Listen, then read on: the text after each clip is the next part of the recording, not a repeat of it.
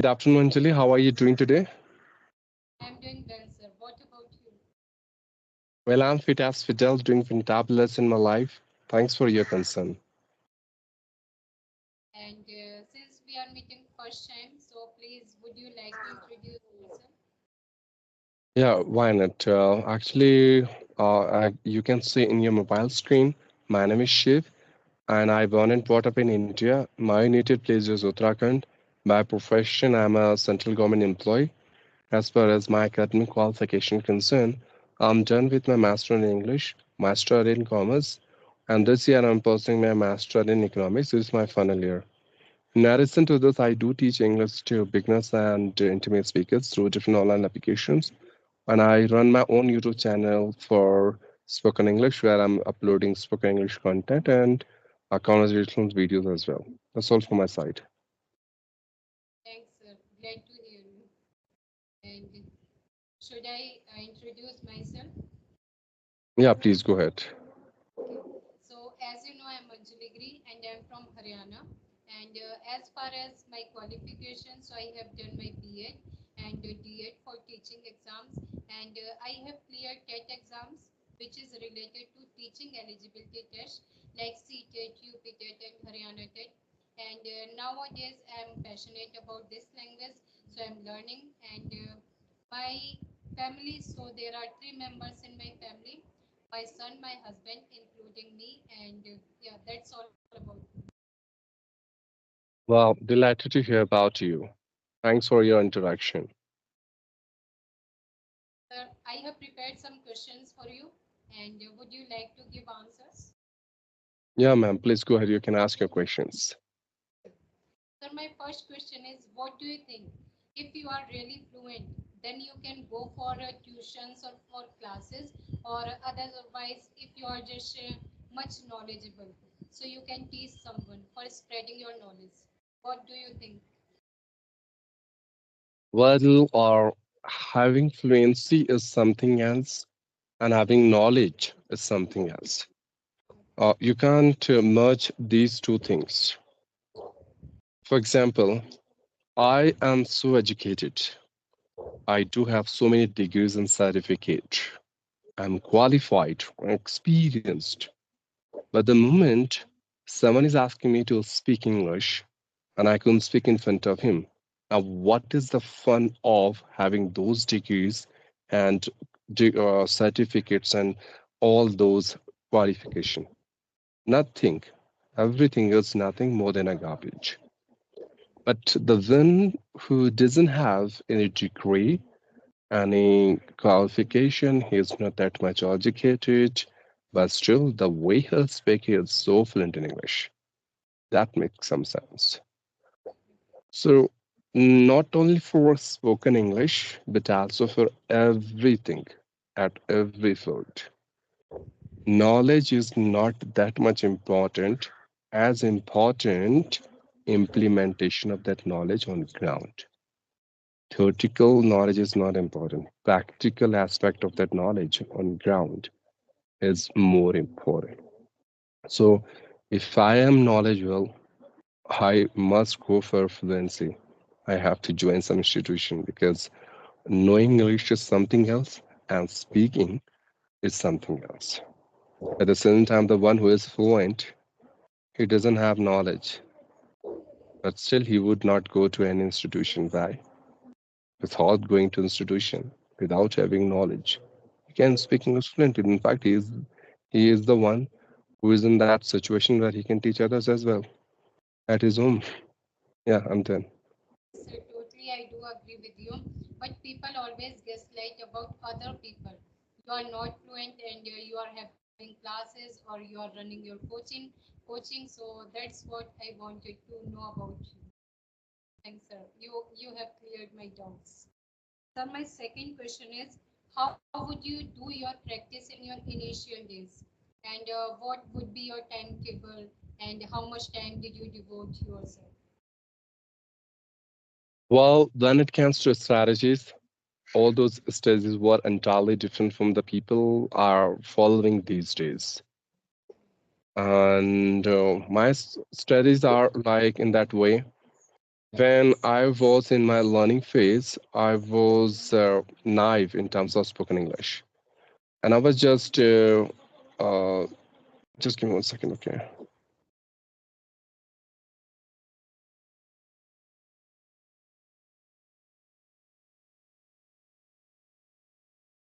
I was just naive in my spoken English, and I was saying that when I started learning, people just insulted me, and I my accent was entirely different.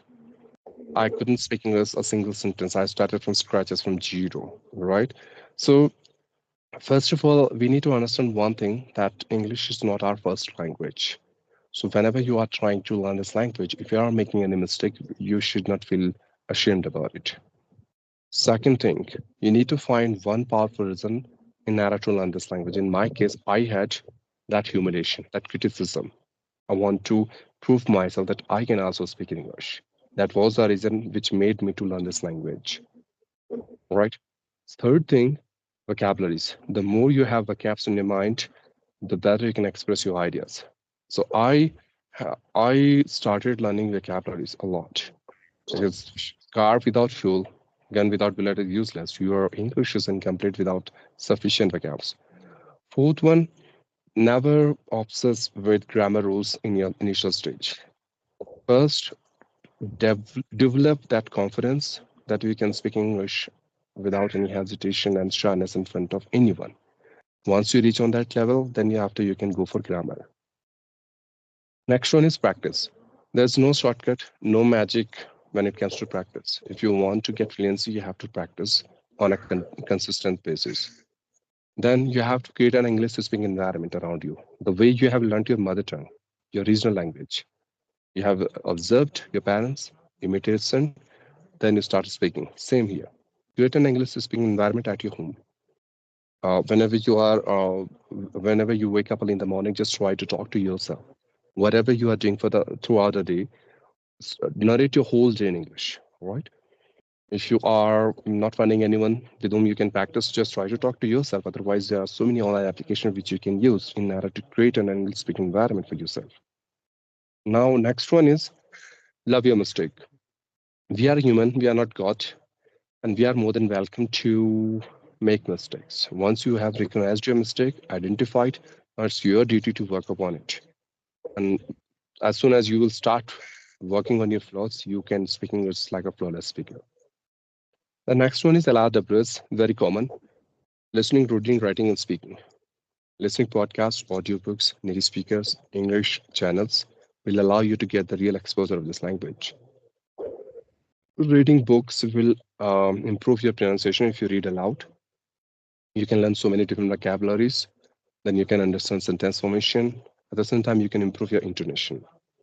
Writing will improve your accuracy and think in English power because before write, you think first, then you write. That will develop your think in English power and your grammar as well. Last, speaking, which we are doing right now. Speaking can be learned as speaking only. So, in a nutshell, English is just a language, not rocket science. If you have to enjoy the process of learning, you have to keep patience. The more you will put effort in order to learn this language, the better you can learn. That's all. And when it comes to time, there's no time foundation. It depends on your practice. Don't even bound yourself for the time. If you think like within 1 month, within 2 months, I'm going to get fluency, so it's not possible. There is no such magic at all, and not even a shortcut. English is not like a tablet, like someone is going to feed you, and from next day you are going to speak English. There's no magician at all in this world who can revolve a magician stick on your head, and from next on day onwards you are going to speak English. Not possible. So just keep patience and enjoy the process. As we are talking about learning English language. So, have you ever faced problems while speaking to your closer ones, your relatives? Like in my case, I always fumble while speaking to my husband with my son. So sometimes day-to-day life, day-to-day words, we always forget. So how to speak without hesitation or without fumbling while talking to your relatives or means your closer ones? Ma'am, in this case, I'm so lucky because I don't have anyone with whom I can speak in English in my real life, honestly. Whenever I'm speaking, Either I'm speaking English on those applications where I'm teaching English, which I used to use for my spoken English, or I'm using this application in order to talk in English. Otherwise, when I record my own solo videos for uploading on video so on YouTube channel, then only I'm speaking English. Otherwise, I'm not able. I'm not speaking English at all with my relatives, with my friends. No one is there. Pieces of advice do you want to give? Like for example, me, if I have faced problem while speaking in my day-to-day life, so how to control this fear or how to get rid of this fear? Because we can speak in front of person on video call or on any in any conversation. But while talking to your someone else or in your day-to-day life, how to get rid of this problem? Because we always think a lot before speaking in our day-to-day vocabulary or daily sentences. So how to get rid of this problem? Fear of speaking, right, in front of people. Okay. Because in your In case, in real yeah, life. yeah, in your Mm. case, because you are not thinking for a while, you always speak without thinking or without hesitation. So that's why. Ma'am, I would say I wish I would have those supreme power and those supernatural power that I can give you, and from next day you can speak English, but I don't have. And when it comes to learning a language, I would say learning a language is like a tapasya. You have to pour yourself, you have to immerse yourself into this language.